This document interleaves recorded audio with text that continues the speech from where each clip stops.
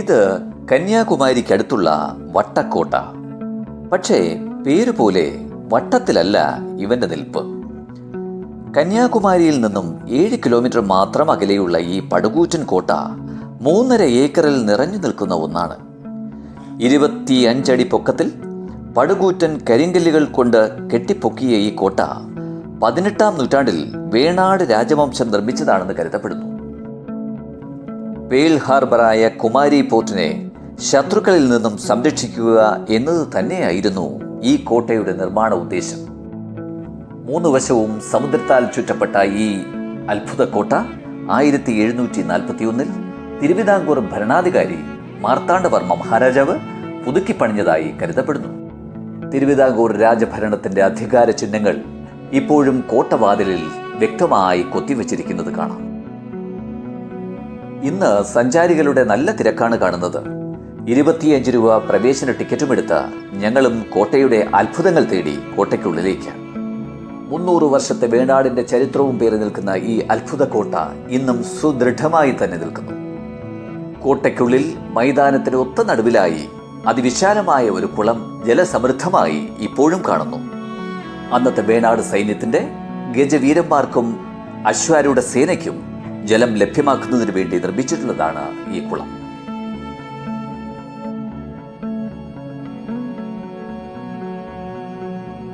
പഴയ വേണാടിന്റെ യുദ്ധചരിതങ്ങൾ ഉള്ളിലൊതുക്കി തണൽ വിരിച്ചു നിൽക്കുന്ന അനേകം കൂറ്റൻ ആര്യവേപ്പ് മരങ്ങൾ സഞ്ചാരികൾക്ക് നൽകുന്ന കുളിർമ ചെറുതല്ല. ഇക്കാണുന്ന കൽമണ്ഡപങ്ങളാണ് സൈന്യത്തിന്റെ ആയുധപുരയും റെസ്റ്റ് റൂം. ഈ കോട്ടയുടെ 4 ഭാഗങ്ങളിലും ഇത്തരത്തിൽ സുദൃഢമായി നിർമ്മിച്ചിട്ടുള്ള കരിങ്കൽ മണ്ഡപങ്ങൾ കാണാം. അടിയന്തര ഘട്ടങ്ങളിൽ ശത്രുക്കളിൽ നിന്നും രക്ഷ നേടുന്നതിനായി തക്കല ശ്രീ പത്മനാഭപുരം കൊട്ടാരത്തിൽ നിന്നും വട്ടക്കോട്ടയിലേക്ക് കിലോമീറ്ററുകൾ നീളുന്ന ഒരു ഭൂഗർഭ രഹസ്യ പാതയുണ്ടെന്ന് ചരിത്രകാരന്മാർ വിശ്വസിക്കുന്നു.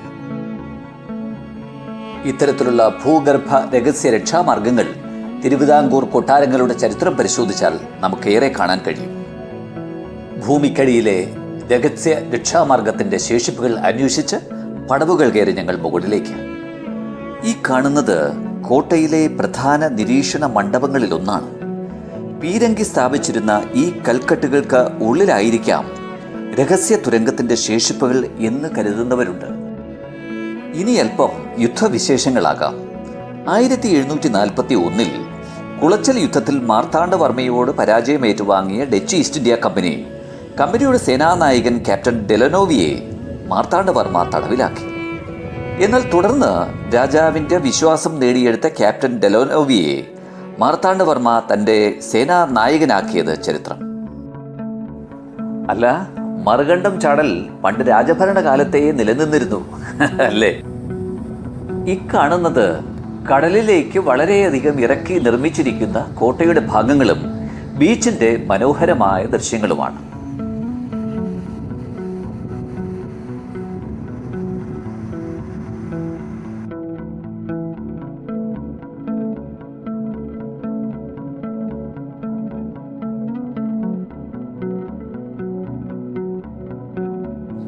മൂന്ന് വശവും സമുദ്രത്താൽ ചുറ്റപ്പെട്ട വട്ടക്കോട്ടയുടെ വിദൂര ദൃശ്യങ്ങളിലായി കാറ്റാടിപ്പാടങ്ങളും കൂടംകുളം താപ വൈദ്യുത നിലയത്തിന്റെ ഭാഗങ്ങളും സൂക്ഷിച്ചു നോക്കിയാൽ കാണാൻ കഴിയും.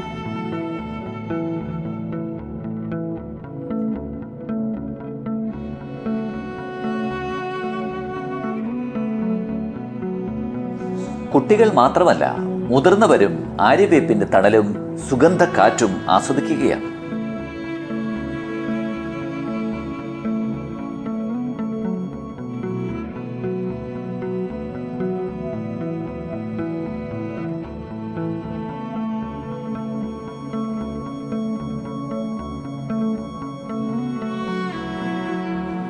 തുടർന്ന് ക്യാപ്റ്റൻ ഡിലനോയി കോട്ടയിൽ വരുത്തിയ വൻപിച്ച മാറ്റങ്ങളാണ് നാം ഈ കാണുന്നത്. തിരുവിതാംകൂർ സൈന്യത്തിന് പീരങ്കി യുദ്ധമുറകളിൽ വൻപിച്ച പരിശീലനം ക്യാപ്റ്റൻ ഡിലനോയുടെ നേതൃത്വത്തിൽ നടത്തിയതായി കരുതപ്പെടുന്നു.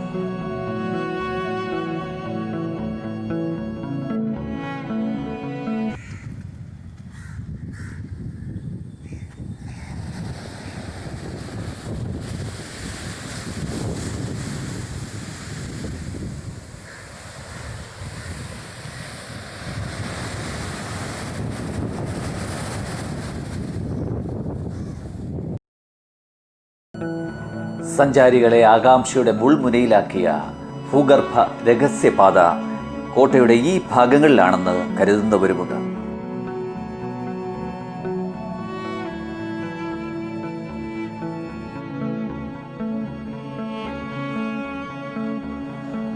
കോട്ടയുടെ മുകൾ ഭാഗത്തു നിന്നുള്ള കാഴ്ചകളാണ്.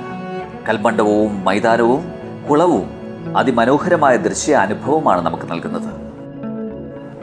മനോഹരവും സുദൃഢവുമായ ഈ കൽമണ്ഡപത്തിൽ പഴയ രാജഭരണകാലത്തെ അടയാളപ്പെടുത്തലുകൾ യഥേഷ്ടം കാണാം. മണ്ഡപത്തിന്റെ ഉൾഭാഗത്തെ മേൽത്തട്ടിലായി പാണ്ഡ്യ രാജാക്കന്മാരുടെ ഔദ്യോഗിക ചിഹ്നമായ മത്സ്യത്തിന്റെ രൂപങ്ങൾ കൊത്തിവച്ചിരിക്കുന്നു. അങ്ങനെയാണെങ്കിൽ 14-ാം നൂറ്റാണ്ടിലെ പാണ്ഡ്യ രാജാക്കന്മാരുടെ ഭരണകാലവുമായി ഈ കോട്ടയ്ക്ക് ബന്ധമുള്ളതായി കരുതുന്ന ഗവേഷകരുമുണ്ട്. രാജസൈന്യത്തിന്റെ പടക്കോപ്പുകളും പീരങ്കികളും കോട്ടയ്ക്ക് മുകളിലേക്ക് കയറ്റുന്നതിന് ഉപയോഗിച്ചിരുന്ന റാമ്പിന്റെ ചിത്രങ്ങളാണിത്. വെയിലേറ്റാൽ മങ്ങുന്നതല്ല ചരിത്ര അന്വേഷികളുടെ മനസ്സെന്ന് യാത്രികരുടെ മുഖം കണ്ടാൽ മനസ്സിലാക്കും. Thanks for watching my video. Thank you and see you again.